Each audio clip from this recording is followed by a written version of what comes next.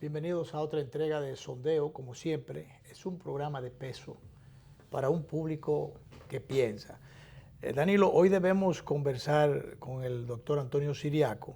Con el tema de la economía. El tema de la economía, las decisiones que ha adoptado recientemente el Banco Central para frenar cualquier intento de desequilibrar la estabilidad macroeconómica o la parte cambiaria. Las presiones. Las presiones.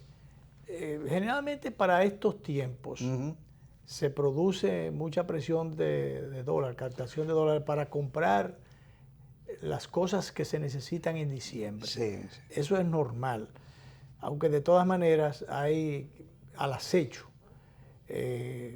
intereses que quieren salirse con la suya y el Banco Central siempre lo está acechando. Y como hay suficientes reservas monetarias, pues el banco tiene capacidad para darle respuesta a cualquier escaramuza que le tiendan a la sociedad dominicana en ese sentido. Y se anunció en días pasados la inyección de 100 millones de dólares, después de 50 millones. Y bueno, eso lo hace el banco cada cierto tiempo. Sí. Es normal.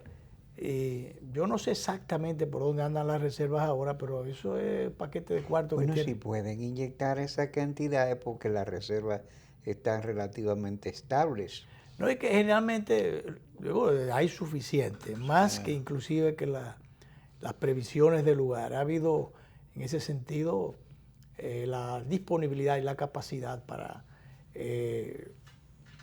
por ese lado llevar la tranquilidad a la economía del país. Mira, la economía en sentido general ha estado muy equilibrada y estable, y esa solidez financiera, la situación financiera en sentido general, aunque pueda tener algunas fragilidades, en sentido global está muy bien, y eso ha merecido incluso reconocimiento de organismos internacionales. Sí, ha habido unos susticos últimos a propósito de la situación que pasó por allá por Arabia Saudita. Arabia Saudita, los ataques a la refinería más grande del mundo. Pero ya eso está controlado felizmente, porque de ahora para ahorita, en poco tiempo, el barril de petróleo se disparó unos 14... Que supongo que este fin de semana...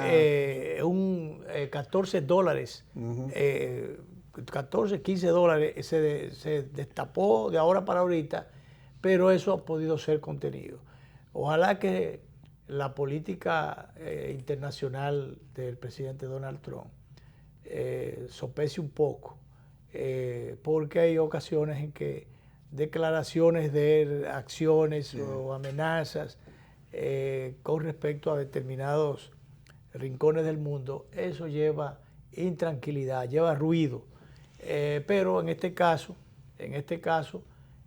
pues el hecho de que ya algunos economistas habían estado dando su voz de alarma o de alerta ante las consecuencias que esto pudiera tener para los países pequeños como el nuestro. Sí. Imagínate, 14, 15 dólares por barril de aumento de ahora para ahorita es mucho dinero. Mucho.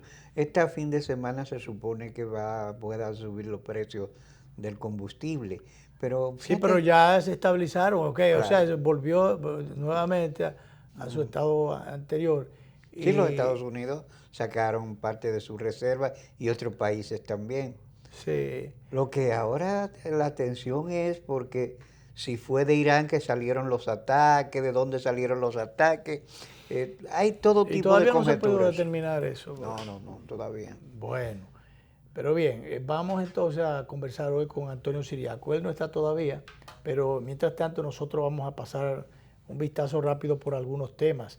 Mira, hace un rato apenas el Partido Revolucionario Moderno, a través de su delegado ante la Junta Central Electoral y otros dirigentes de esa organización que lideran Luis Abinader e Hipólito Mejía, que son los dos aspirantes de...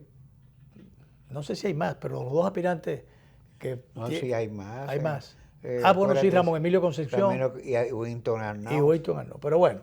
Pero ellos son los que están en ellos son los que se disputan el control del partido y del liderazgo. Y bueno, dieron una rueda de prensa para denunciar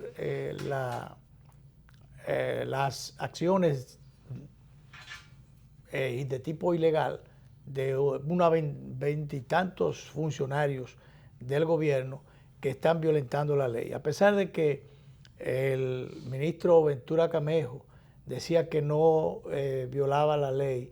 Que eso en su tiempo libre. Que en sus tiempos libres, pero eso es un cuento de camino. Él sabe más que nadie y da pena, por no decir que vergüenza y tristeza y muchísimas cosas más, que un ministro sencillamente pierda la responsabilidad y pierda muchísimas cosas más por razones de tipo político, de tipo por parecer simpático, porque yo creo que eso, como en la labor de educación y muchas otras cosas y otras tantas, deberían los funcionarios que están a cargo de, en este caso el Ministerio de Administración Pública, tener una mayor responsabilidad de las funciones que tienen entre sus manos. Debieron guardarse algunas y guardar formas. algunas formas. ¿Cómo va a decir públicamente que no hay violación de la ley 4108? Si lo dice bien claro en varios de sus artículos, cuáles son los impedimentos y cuáles son si se quiere, las ocasiones o los momentos en que puede, solamente en sus tiempos libres, pero por demás,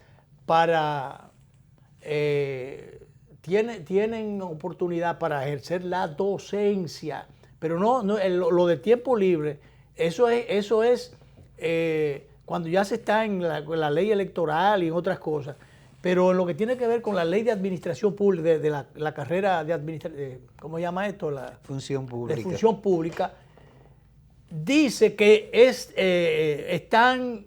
tienen que estar disponibles a tiempo completo. No es que no duerman, no es que no cojan vacaciones, no es que no cojan siesta, no es que no coman, nada de esas cosas, no. Pero tienen que tener como misión y tarea principal la función pública, las tareas de la institución. Y no pueden compartirla con ninguna otra actividad que no sea la docencia. Y dicen bien claro, no pueden discursos, actividades de caravaneo y nada de esas cosas. Y bueno, pon tú que algunos, o si no, tendrían que coger una licencia, o renunciar o coger una licencia. Y entonces hay un grupo de funcionarios, sobre todo los que manejan el área económica, que están metidos de cabeza porque es el gobierno en pleno que está en esto. ¿El PRM estaba denunciando eso, dices tú?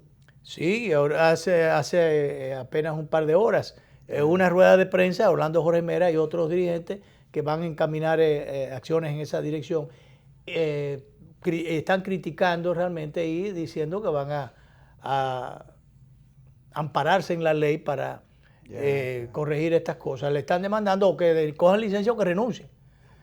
Tú puedes estar seguro que ninguna de las dos la van a hacer, muy probablemente, pero por lo menos que se acojan a la delicadeza. Sí, sí. Porque hay cosas que obligan. Así es. Que obligan por lo menos a guardar determinadas formas. Bueno, no sé si el director, lo que yo estuve hablando, que no estaba mirando el monitor, si no vamos a repetir, porque hay un soldado que está, como ustedes saben, hay muchos soldados y policías asignados a muchísimas instituciones públicas, por una cosa u otra, entonces los ponen de mojiganga, así como los ponen muchas veces a bañar perros y a cargar los carritos en los supermercados, así también los ponen, los meten, los involucran en actividades delicadas. Mira, y ese es un soldado que se supone que está al servicio de la CAAS. Entonces le está quitando, mira dónde están todas las, no, yo iba a decir calcomanías, pero bueno, los letreros, mira, el plástico de las puertas y de los demás lugares donde están, esos son los vehículos de la CAAS, el acueducto. Y le están quitando le están quitando los materiales. Los stickers, míralo ahí. El sticker, y ese es un oficial, ese es como un mayor, no le vivía en el qué. Escúchame, le están quitando los stickers de la casa. Para ponerle el sticker de Gonzalo. ¿Tú me entiendes? Entonces, nada, porque entonces eso se ve en la calle después, míralo ahí perfectamente. Entonces, él por lo menos no debió ponerse de mojiganga, debió decirle, no, pero yo como oficial del ejército, Yo no hago eso. Yo estoy asignado a la institución, pero que pongan atención, Ministerio de las Fuerzas Armadas, bajen una línea para que por lo menos cae a los oficiales, a la gente uniformada, que no las pongan de mojiganga o no las utilicen de esa forma. Eso es una falta de delicadeza, quitando los materiales con el sticker, ¿cómo se llama esto? El letrero, la CAS. el logo de la CAS. En estos tiempos de sequía, fíjate cómo los vehículos van a cogerlo ahora para... Que a propósito de sequía, Luis, el director de la casa ha dicho que sigue habiendo un déficit de 120. Pero espérate, antes del déficit, Danilo, vamos a decir que eso está muy malo por el director de la CAS, que eso es criticable, que eso es condenable, que eso es censurable, que eso es falta de delicadeza y que eso es utilización de los recursos públicos, de los recursos del Estado en beneficio de unos determinados intereses políticos partidarios. Eso es una falta de todo. Y entonces poner a un oficial del ejército a que quite eso, que incluso ahí en ese sentido él debió decir, bueno, pero mire, pongan a otra gente por delicadeza, pero yo no voy a violar la ley. Con eso se está violando la ley. Y obviamente. Entonces, bueno, pero entonces va a montar que busque agua, aunque sea en la nube. Dice mientras que hay 113 millones de déficit. Ayer cayó muchísima agua aquí. El director del INDRI, el día pasado le mandó la plana, decía que es verdad que la presa todavía le está faltando mucha agua, pero que ellos... Hay garantía. Hay garantía, que ellos están mandando la misma cantidad de agua, los mismos volúmenes que le han estado siempre suministrando a la casa, se lo están suministrando, que no sabe por qué el alarme del arquitecto Montaz. Así es bueno, lo que sea es que hay déficit.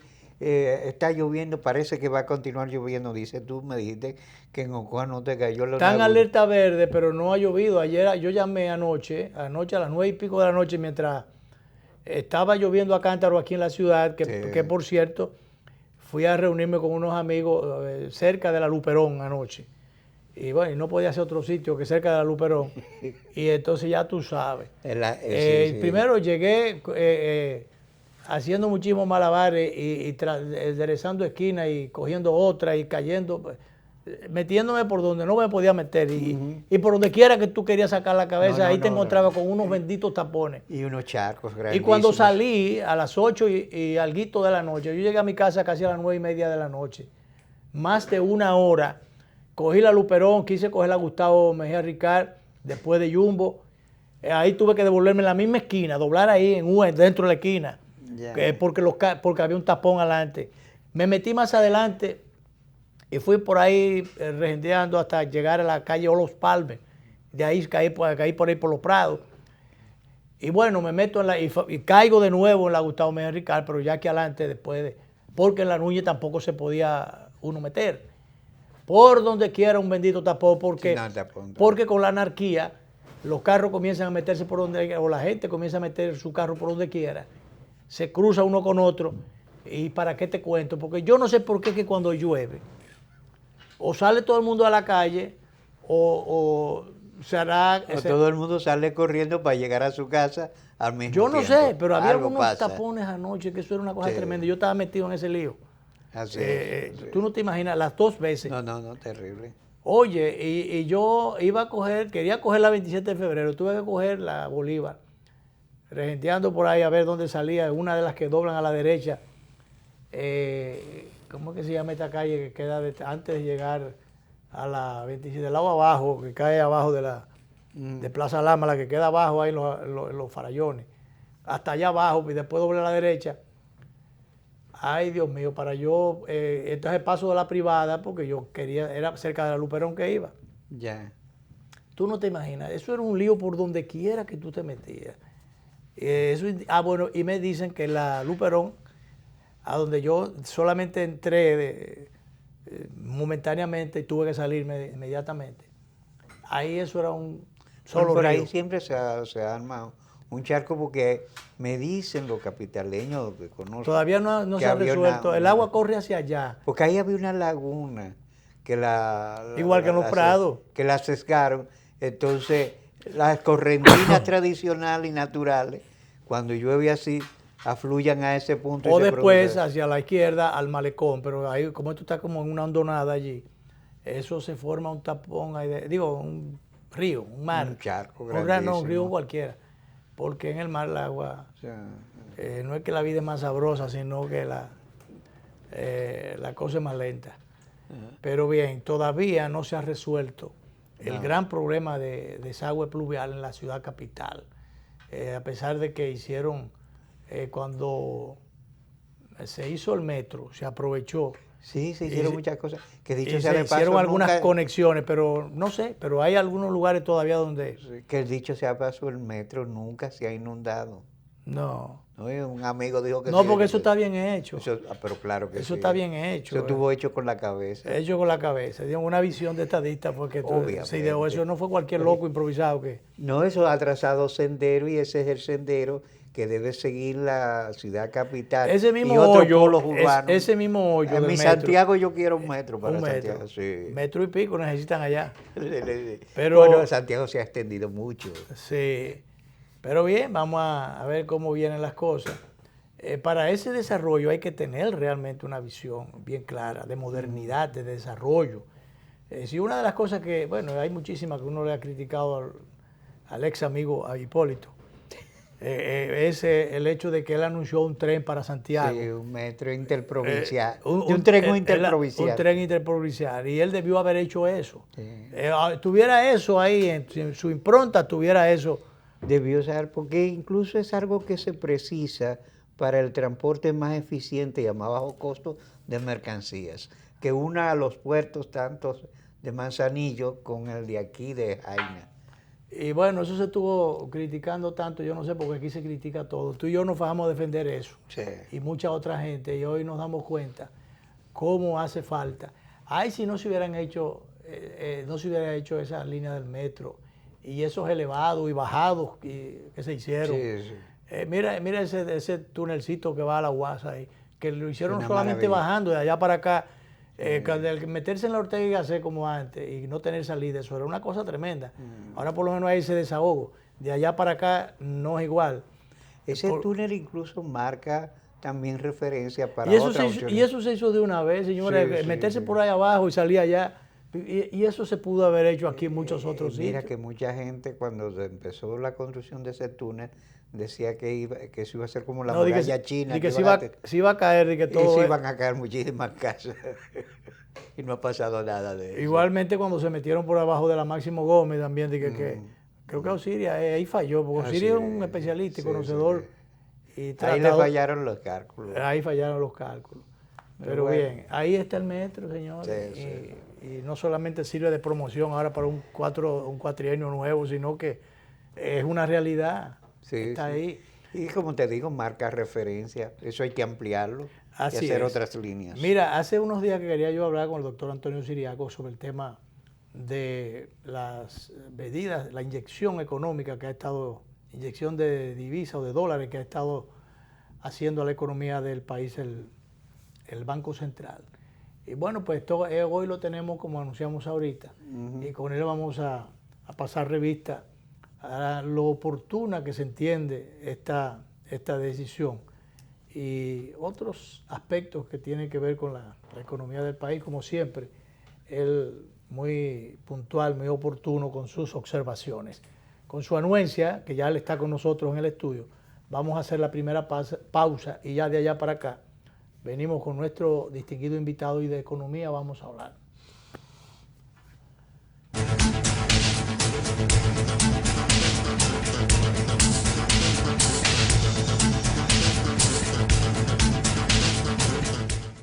Me encantó la experiencia, hasta yo que hago todo digital, quedé impresionado con las mesas interactivas, los cajeros automáticos touch y hasta vi una charla de tendencias tecnológicas en un video wall súper moderno. Yo que no tengo tiempo nunca para resolver, me reuní con un oficial y un especialista que me llevaron a un salón privado con pantallas táctiles y me asesoraron para lograr mi meta. Esta es mi primera visita de muchas. Ven a vivir la experiencia de la banca del futuro. Centro Digital Popular, Downtown Center, tercer nivel. Popular, a tu lado siempre. El Banco Central hace política monetaria. Para ello, utiliza la tasa de política monetaria, buscando incidir en las tasas de interés a que los bancos captan ahorros y prestan para el consumo de los hogares y la inversión de las empresas. El objetivo de la política monetaria es mantener la inflación en torno a una meta definida por el Banco Central, logrando la estabilidad de precios y contribuyendo a crear las condiciones para un crecimiento económico sostenido. Banco Central de la República Dominicana, por la estabilidad y el crecimiento. Votar con el voto automatizado en las primarias simultáneas del próximo 6 de octubre es muy fácil. Ve a tu recinto electoral de 8 de la mañana a 4 de la tarde. El personal autorizado escaneará tu cédula para habilitar la cabina de votación. Elige uno de los 2 partidos participantes en la pantalla táctil. Selecciona el candidato de tu preferencia para cada cargo. Confirma tu elección e imprime el comprobante de votación. Verifícalo y deposítalo en la urna. Como ves, el voto automatizado es rápido, sencillo y transparente. Practica en el simulador virtual entrando a elecciones2020.do. Junta Central Electoral, garantía de identidad y democracia. De lunes a viernes, de 8 a 9 de la noche, A Ganar. Órgano de difusión de la Gran Alianza Nacional Renovadora. Ganar. Todas las personas que de alguna manera. Con Lindsay Casahara, Juárez Castillo, Nanfi Rodríguez y José Gregorio Cabrera. A Ganar por Teleimpacto. Canal 22 de Altiz, 52 de Aster y Claro.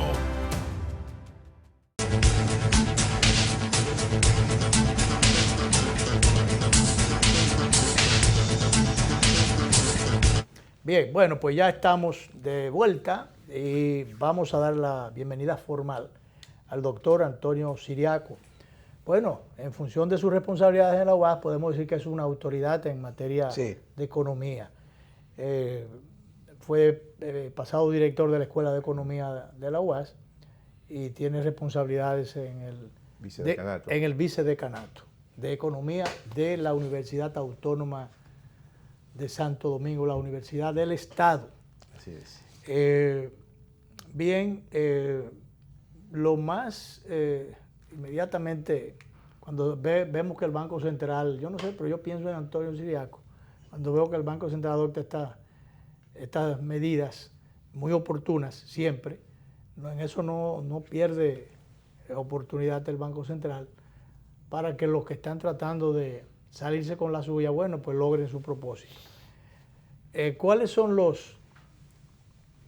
si se quiere, los beneficios de esta acción del banco? Los elementos positivos que tiene. Exacto, los beneficios inmediatos que pueden reflejarse de esta decisión. Mira, yo creo que hay un elemento importante, Encarnación y profesor Climent, de que el Banco Central durante los últimos años ha tenido una política monetaria bastante activa. Y eso se entiende porque tenemos una política fiscal que en cierta manera tiene que ser mucho más restrictiva porque viene de déficit que todavía no ha superado. Entonces el margen que le queda a la economía dominicana para estimular básicamente el crecimiento y mantener un nivel de crecimiento que yo creo que la meta del Banco Central está por encima incluso del 5.5. Y hay metas muchas veces que no se plantean en los documentos, pero yo entiendo que durante la administración de Albizu mentalmente se han planteado metas de crecimiento por encima del 6%. Y en esa tesitura que la economía, producto de choques externos, evidentemente situaciones que no controla, la guerra comercial entre China y Estados Unidos, situaciones internas incluso de carácter política, tensiones en Medio Oriente. Tensiones en el Medio Oriente, ha hecho que, y es algo muy común, que los inversionistas tengan cuidado en la hora de invertir en este momento. Dicen, bueno, yo no sé qué puede ocurrir en los procesos preelectorales, yo no sé qué puede ocurrir a nivel internacional. Entonces hay una especie de desaceleración de las inversiones. Entonces el Banco Central en ese sentido tiene que romper esas expectativas. Y la primera medida que tomó fue la inyección de 29.200 millones de pesos. Básicamente de recursos. Eso es lo correspondiente al encaje legal. Entonces, ¿qué fue lo que hizo el banco? Dijo, bueno, dividió los recursos a diferentes actividades. 5.000 iban para la MIPYME, exportación, el comercio. Luego... Que después creo que flexibilizó, no sé si voy. fue en la tasa o en qué, pero flexibilizó un poco porque los recursos estaban ahí, o la disposición estaba ahí, pero los recursos no los tomaban. Claro, ahí voy. Entonces, ¿qué hizo el banco?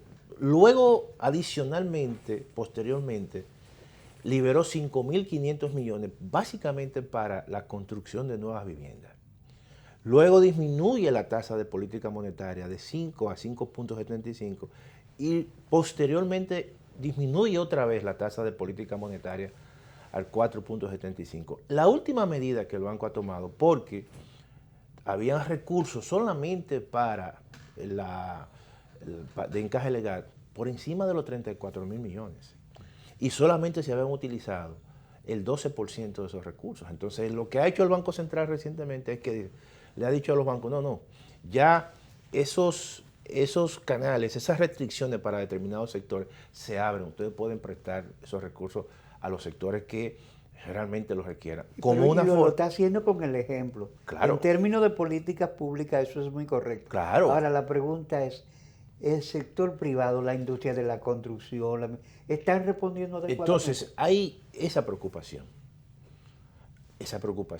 ¿Verdad?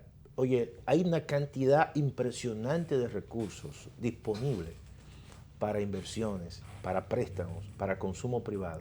Pero, y ya no este renglón, sino los bancos como tal tienen mucha disponibilidad de recursos que no tienen colocación. Claro, incluso a las asociaciones de ahorros y préstamos también se les flexibilizó las restricciones que tenían para prestar esos recursos. Pero existe la preocupación de que hay un proceso lento, la gente como que está en un compás de espera. Eso ha hecho que la economía creciera en la primera mitad. Un compás de espera, la gente dice, eso tiene que ver con la política. Son muchos los factores. Hay factores internos y factores externos. Por ejemplo... Porque eso, estamos hablando de los posibles inversionistas locales o la gente que se mete de una forma u otra en proyectos pequeños, medianos. El día pasado yo, medio de refilón, escribí en la columna porque escuché a unas cuantas gentes, o incluso algunas con las que uno de una u otra forma se relaciona, que se esperaba definición de la situación política interna, incluso de quién era el candidato, y todo ese tipo de cosas influyen, porque hay gente que para invertir mucho dinero o para grandes proyectos depende de cuál sea el partido y quién sea el presidente. Todas esas cosas influyen. Y se hablaba de que las inversiones y la inyección de moneda extranjera, que esas cosas, o hay capitales que se frisan, o hay otros que se buscan otro destino, o hay otros que sencillamente, como decías, establecen un compás de espera. A ver, ¿qué va a pasar en el torneo electoral? ¿Quién va a ser el presidente? Si hay un cambio de partido, porque también eso... Claro, eso está ahí, eso está presente. Todas esas cosas están dentro de las posibilidades. Hay un costo de oportunidad que se pierde en esa expectativa. Pero claro. Porque que el país es el más perjudicado con ese... No, pero oye bien. Fíjate, hay un exceso de recursos en la banca, producto de las medidas del Banco Central. Las tasas de interés son tasas de interés que van a tender, están bajas y van a tender hacia la baja. Oye bien, es decir, que a bajar más. A bajar más. O sea, todo aquel que quiera en estos momentos hacer una inversión, coger dinero barato, oye, es el mejor momento. Sin embargo, la gente está viendo... Yo no lo quiero unidad, porque después... Porque es así. Tú lo coges de que barato, porque esa es otra, después la depreciación de la moneda. No, pero supongamos, eso va a depender de la inversión que tú vas a hacer. Por ejemplo, una persona que quiera comprar, no sé, un matrimonio joven que quiera comprar un apartamento, este es el mejor momento. Sí. Este es el mejor momento. Porque le están dando tasa de interés bajita y un plazo relativamente cómodo. Entonces... Pero ahora, tú dices gente joven, pero lo que pasa es que los muchachos los cuartos no le dan. No, pero... No, eso es cierto, oye, eso es verdad. Porque nosotros vamos a buscar cuartos, Anilo y yo ahora, y dice, bueno, pero vea, vamos a ponértelo mínimo, máximo a 10 años. Cuidado. Pero Pero aún si a un así- muchacho lo pueden poner a 30 años, no hay problema. No, pero el asunto es que esos muchachos no tienen el ingreso para meterse en determinado proyecto, porque eso sería lo ideal. No, pero No, Luis, pero está el bien. sector inmobiliario no está construyendo las unidades con la No, celeridad pero además que hay, demanda el mercado. No, y además hay proyectos básicamente de viviendas que son, ¿verdad? Relativamente subsidiadas a través de los fideicomisos. Sí. O sea, y eso realmente, ese boom que tú ves, en parte tiene que ver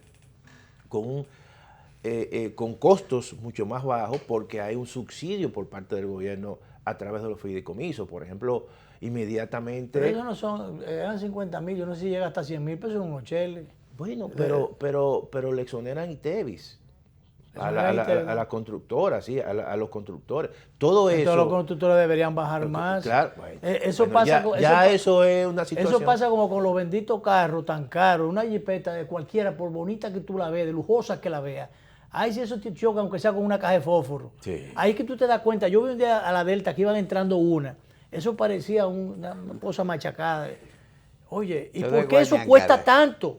¿Por qué eso cuesta tanto? Bueno, tú sabes que ya hay otro tipo de impuestos ahí en el carro de los vehículos, porque tú no solamente pagas el 18%, pagas el 10% de selectivo al consumo, pagas el 17% de la primera placa. Estamos hablando de que cuando tú sumas la cantidad de impuestos que tú pagas por un vehículo, estamos hablando de casi un 57%. Pero sí, De Más el impuestos arancel, solamente. sí, de impuestos. Sí, pero sí. Arancel 20%. 18% de Pero ITEVIS, yo 10% de... yo estaba pensando y que no, proyectando a ver, para meterme. Entonces no se puede comprar carro nuevo. No, entonces... No se puede comprar carro nuevo no, porque, no es negocio. porque yo no debo el mío. y Pero, entonces- oye, pero las facilidades, por ejemplo, de los carros, que ahora con la nueva medida, a partir de carros de 2014, son los que van a permitir de medio uso, yo creo que es más rentable tú comprar un carro de medio uso relativamente bueno que un carro nuevo.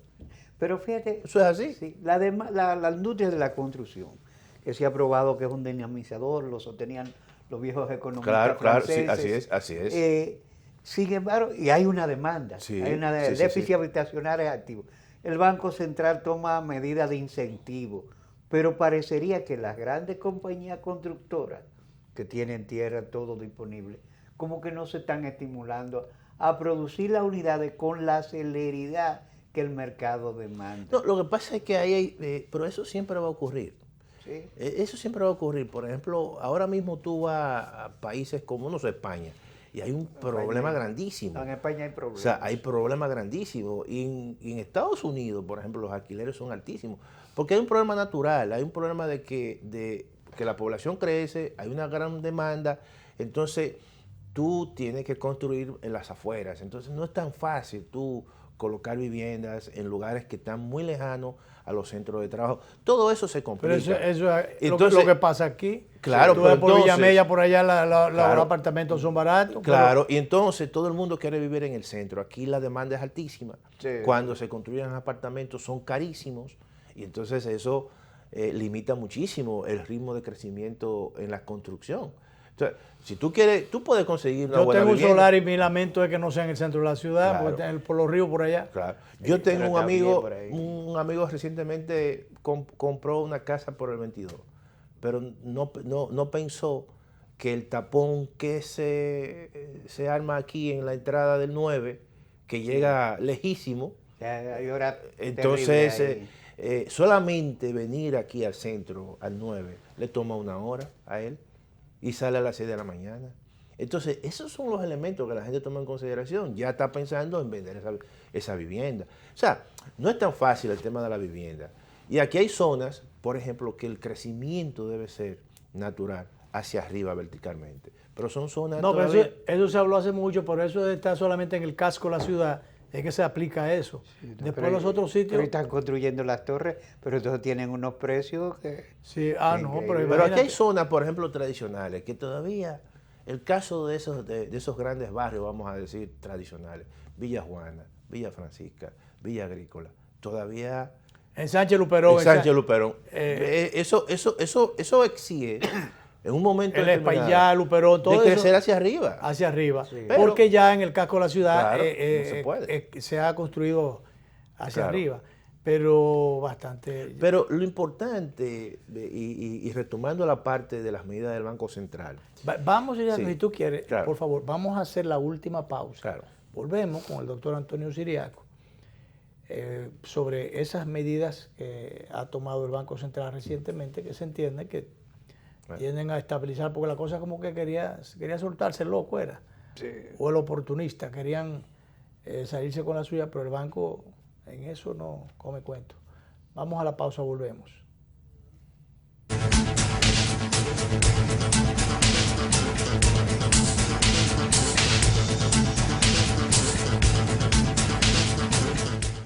Impresionante. Yo siempre hacía todo en la sucursal tradicional y en esta aprendí que puedo hacer muchas cosas desde mi casa. Incluso me invitaron a una charla de finanzas con propósito para aprender a manejarme financieramente. Soy un duro ya. Solo usaba Telebanco para consultas, pero hoy aprendí a pagarlo todo usando el app y Te Pago. En una mesa con diferentes celulares, tabletas, ¡una maravilla! Ven a vivir la experiencia de la banca del futuro. Centro Digital Popular, Downtown Center, tercer nivel. Popular, a tu lado siempre. Muchachos, nos vemos. Adiós, jefe.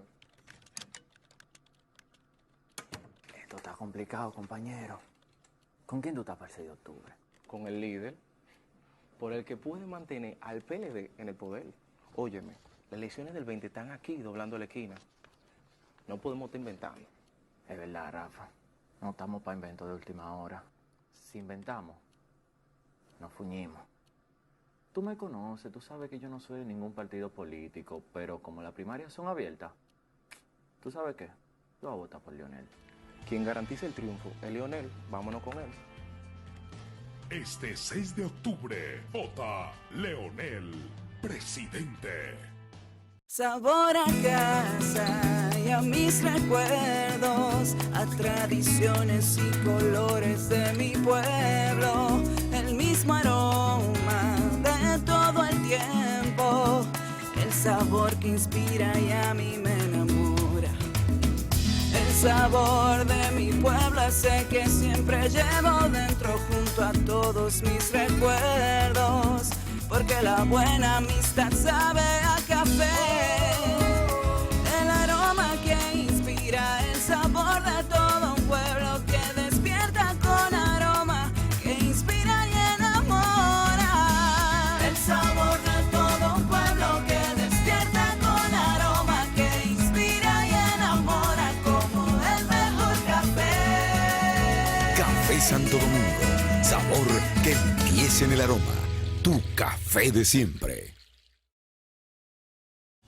Votar con el voto automatizado en las primarias simultáneas del próximo 6 de octubre es muy fácil. Ve a tu recinto electoral de 8 de la mañana a 4 de la tarde. El personal autorizado escaneará tu cédula para habilitar la cabina de votación. Elige uno de los 2 partidos participantes en la pantalla táctil. Selecciona el candidato de tu preferencia para cada cargo. Confirma tu elección e imprime el comprobante de votación. Verifícalo y deposítalo en la urna. Como ves, el voto automatizado es rápido, sencillo y transparente. Practica en el simulador virtual entrando a elecciones2020.do. Junta Central Electoral, garantía de identidad y democracia. ¿Qué harías si te ganas $1.000.000? $1.000.000. Banreservas premia tus ahorros todas las semanas y te hace millonario. Por cada $500 o su equivalente en dólares que incrementes en el balance promedio de tu cuenta de ahorros Banreservas, generas un boleto electrónico para ganar premios de $100,000 semanales y un premio final de $1.000.000. Banreservas, el banco de los dominicanos.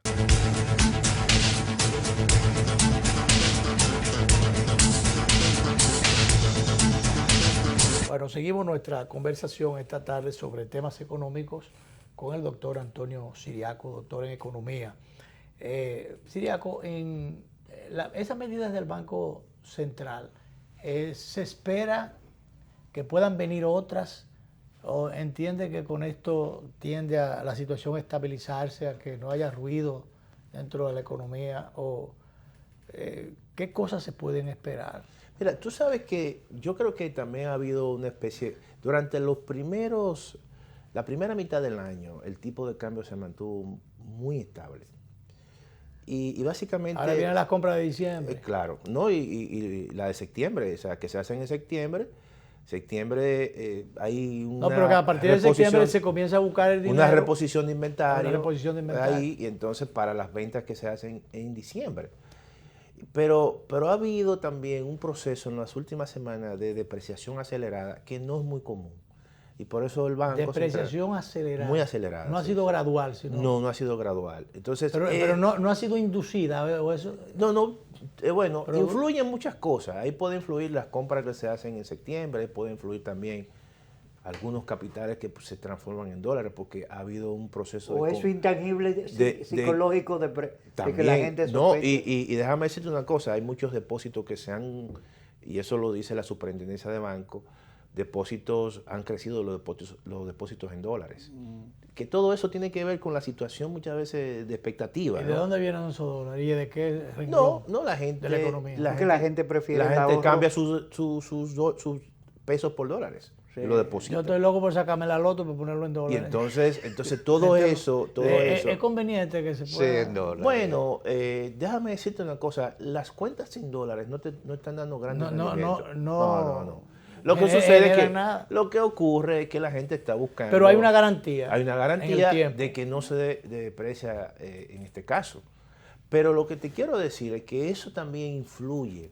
La gente, esto es un mercado, el mercado cambiario es un mercado de expectativas.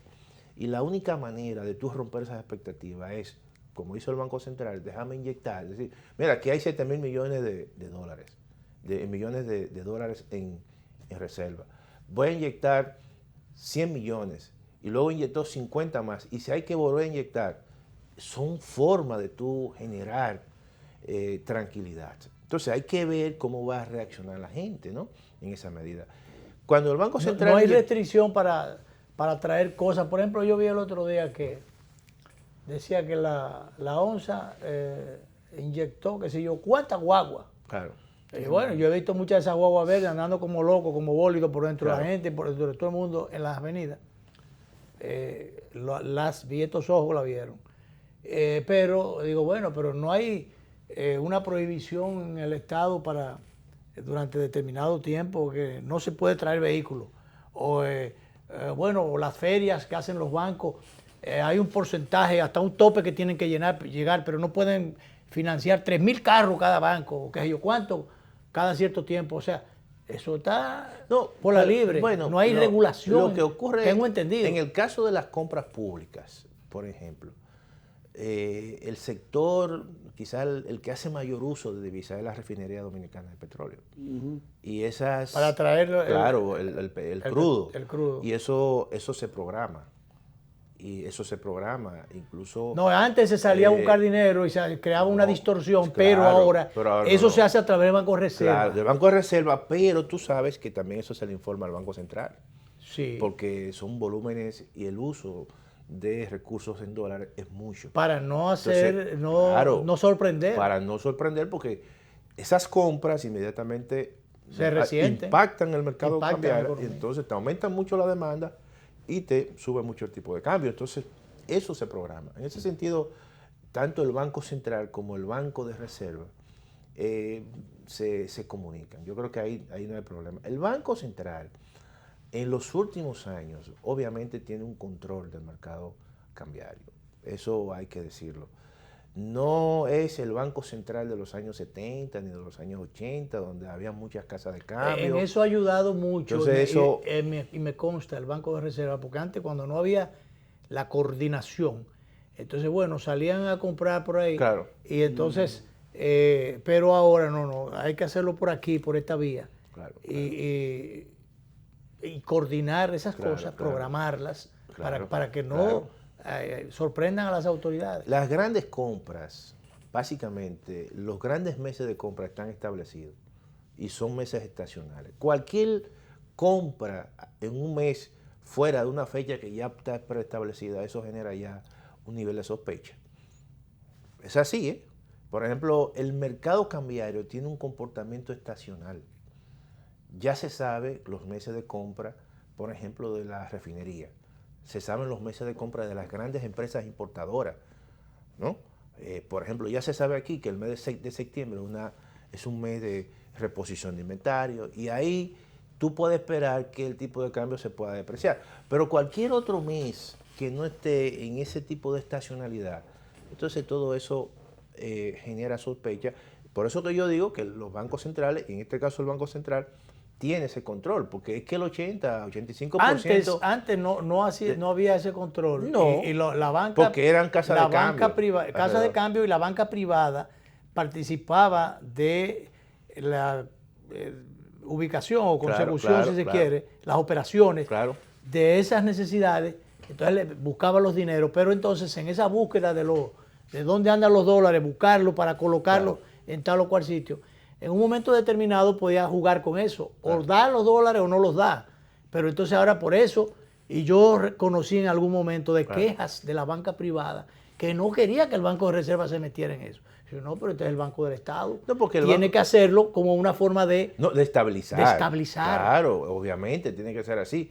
Y además... O de contribuir a la estabilidad. No, y además cuando tú centralizas, por ejemplo, el uso de divisas de las instituciones públicas en el banco público, ya tú tienes un control. Claro. O sea, si tú el Estado tiene un control. Tú no puedes dejar eso disperso. No, claro. O sea, porque en cierta manera, obviamente... No, pero fomenta especulaciones permisivas. No, pero pegaron el grito al cielo porque ellos querían seguir con su negocio. Claro. Y eso implicaba anarquía.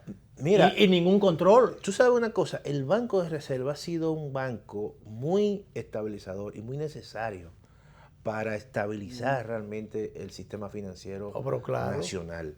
Y eso la es un parte papel, cambiaria y el aspecto financiero como tal. Claro, porque centraliza operaciones que en un momento determinado, si no existiese el Banco de Reserva, tuviera muy el libre juego, la oferta y la demanda. Y tú no tuvieras control ahí, básicamente. Pero hay un renglón económico que ha permanecido, parece que no se está sintiendo mucho. Mira, se ha dicho y se ha incentivado el renglón agroexportador. Claro. Se está exportando aguacate, mango, guineo orgánico y otras frutas. Claro. Y el presidente ha estado incentivando las cooperativas. Claro, que es un buen, hay que decirlo, por ejemplo, las cooperativas... Sin embargo, el peso no está teniendo el peso que se esperaba en la economía y en la dinamización económica. No, lo que ocurre es lo siguiente, mira, porque son elementos marginales, yo creo. O sea, y eso hay que hacerlo en gran escala. Sobre todo. En gran escala, para que tenga un efecto de expansión y de encadenamiento con otros sectores y se sienta. Por ejemplo, hay proyectos ahí que, si bien es cierto, pueden tener un impacto a nivel de una comunidad, pero no a nivel de una región como tal. Entonces yo creo que a eso hay que darle un carácter mucho más de expansión y extensivo, o sea, en términos de políticas públicas que puedan tener un gran alcance. Porque es que para que la agropecuaria en la República Dominicana vuelva a ser el sector que fue en otrora, hay que hacer programas de largo alcance. O sea, no podemos quedarnos en pequeños proyectos, que están bien. Son buenos. Que son buenos, o sea, nadie lo niega, que pueda permitir que una comunidad mejore su nivel de vida. Pero si tú quieres tener un renglón de una exportación estable ante un mercado, por ejemplo, como el chino, que te pidan a ti, qué sé yo, no sé, miles de cantidades de aguacate, tú tienes que tener te pidan 200 claro. No, el país no está en capacidad. No está en capacidad. Entonces, en eso que tenemos que romper la escala de producción, no en pequeña escala, porque si nosotros estamos vinculados con los dos mercados más dinámicos, los tres mercados más dinámicos, ahora mismo, sin lugar a dudas, que eso es un lujo que tiene la República Dominicana, Estados Unidos, la Unión Europea y el mercado chino. Quizás para ese mercado chino tan grande no se pueda, pero de todas maneras yo creo que el Estado debe meterse un poquito más en la organización y creación de nuevos mercados. Claro. Yo te lo digo porque tengo experiencia en el campo, veo cómo los productores, pequeños productores, no organizados necesariamente, producen sus cosas y las llevan a la plaza. El mercado, al mercado allá, más cercano, allá en Ocoa, por ejemplo, mi provincia. Y los precios deprimidos. Entonces el transporte incide muchísimo. Si hubiese un transporte masificado que tú dijeras, bueno, tú vas a meter en un tren y mandar todo eso para acá, no estar en camioncitos que te cobran muchísimo dinero y además es más ineficiente. Chantajean con el asunto de que no, mira, ya eso está ahí y los precios son estos, pero como ya eso está cosechado, se pude, son productos perecederos. Ya están en el mercado, entonces ellos le ponen, los intermediarios le ponen los precios.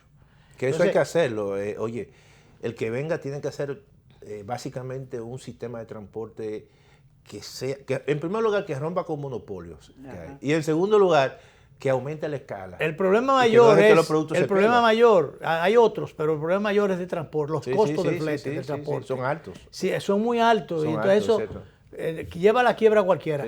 Los precios de los fertilizantes y todas esas cosas, productos que se utilizan, muchos de los cuales contaminan, pero que si no se usan, las plagas se comen. Claro, se comen. Se comen todo. Entonces, realmente eso pasa con la gente de la leche. Dicen los importadores de leche en polvo que son 2 o 3. Son 2 o 3. Sí, así Yo es. recuerdo hace muchísimos años, más de 10 años, que en las fincas habían 400 y pico, casi medio millón de empleados en las fincas. Entonces, mientras con una computadora o con a veces un empleado o un fax para mandar, con un empleado te manejaban los importadores de leche. Y entonces a una campaña para desacreditar, como dije yo, asquerosear a la vaca criolla. Sí, que no produce, que la productividad es baja. Muchísimo disparate. Lo que hay que el Estado lo que tiene que hacer es la creación de cooperativas, organizar mercados para que esa leche... Y facilitar el acopio. Y facilitar de todo eso. Los centros de acopio. Claro, por ejemplo, claro. Leche Rica te pone un tanque, qué sé yo dónde, por aquí por el sur corto, donde más lejos llega, es a los ranchitos por ahí que hay. Claro. Ahí pone un tanque. Pero después de ahí no llegan a Ocoa. Claro. Y a muchísimos sitios es así, pero no es que en Ocoa no hay vaca. Entonces allá Y esa producción... No tiene salida. No tiene salida, así es. Y entonces, ¿qué es lo que hay que hacer? Esos pequeñitos ganaderos que tienen 2 o 3 vacas, pero en muchos sitios, es una fuente de empleo y de vida que tú le llevas. Si tú logras que eso se organice y encuentre mercado. Claro, porque la mayoría de las veces que no encuentra mercado, los precios son tan deprimidos o el costo de colocación o de producción es tan alto que en definitiva, ¿cuántas veces no vi yo echarle, por ejemplo, a los animales la producción? Porque era mejor echársela que cargarla y llevarla. Claro. Entonces, pero mientras tanto ya hubo un costo para producir eso. Claro.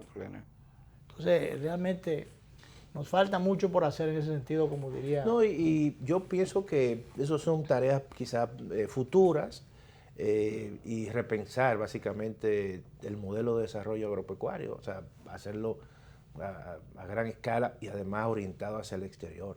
Generalmente por eso yo valoro los proyectos que han criticado mucho, pero muchos de esos pequeños proyectos que el presidente, con el gobierno, en las visitas del presidente Medina, fueron proyectos importantes. Lo único que no tenían un seguimiento en muchos casos. Claro. El proyecto de la fresa, por ejemplo, allá en Ocoa, siempre cito Ocoa porque es donde voy toda la semana. Fresa, yo nunca había visto fresa en Ocoa, bueno, pues comenzaron a producir fresa en Ocoa. Y había una combinación con una empresa que se las traían aquí. Bueno, pues a quienes se las traían comenzaron a atrasarse. Quebraron los productores. Ve a ver si hay fresa. Nadie está sembrando fresa allá en Ocoa. Echaron a perder ese proyecto. Entonces se caen los proyectos. Se caen los proyectos. Claro. Y sin embargo, eso estaba interesantísimo. Y no es que no tiene mercado, porque usted lo ve en las esquinas cuando están vendiendo y se venden en los supermercados. En los supermercados y en las esquinas. En las esquinas. En los supermercados ese es otra. Los supermercados, aquí hay que legislar para todas esas cosas, porque legisla para lo que no deben. Pero los supermercados compran a los productores a 90 días, crédito a 90 días.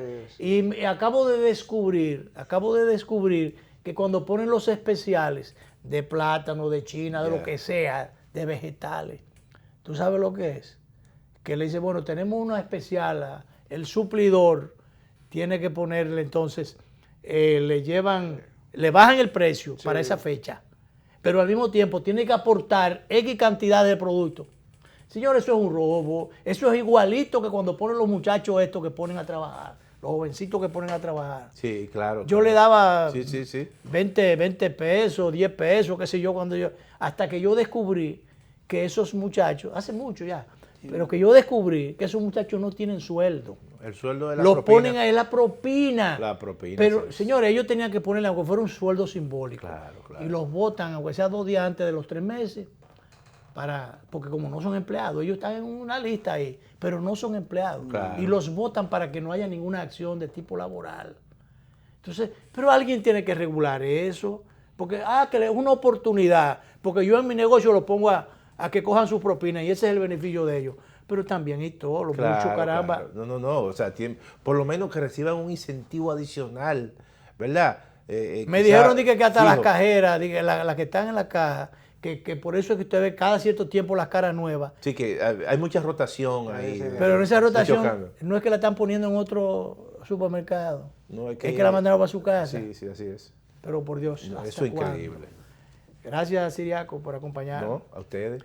Y vamos a repetir, como siempre, a las 11:30 de la noche, esta conversación económica con el doctor Antonio Siriaco por los canales 22 y 52 de Teleimpacto. Así es que ahora nos vamos. El lunes nos vemos.